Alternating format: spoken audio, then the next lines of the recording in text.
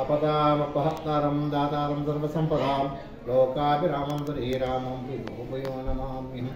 బంధువులారా, ఈరోజు పుల్లంగి అమావాస్య. ఈరోజు అమావాస్య సందర్భంగా భక్తులు విశేషంగా గోదావరి స్నానాలు చేసి ఆ స్వామి పేరు మీద అర్చనలు, వాళ్ళ పితృ ఇంట ప్రధానాలు, ఆ తర్వాత స్వామివారికి అభిషేకాలు, అర్చన కార్యక్రమం అమావాస్య సందర్భంగా విశేషంగా భక్తి పాల్గొని ఈ అమావాస్య రోజు పితృలకు తర్పణ చేస్తే చాలా పుణ్యప్రాప్తి కూడా పిలుస్తాయి. చాలా సమస్య కోసం వచ్చే అమావాస్య కాబట్టి ఈ అమావాస్య రోజు ప్రత్యేకంగా భక్తులందరూ పిండ ప్రధానం చేస్తూ ఉంటారు, అర్చన చేస్తూ ఉంటారు.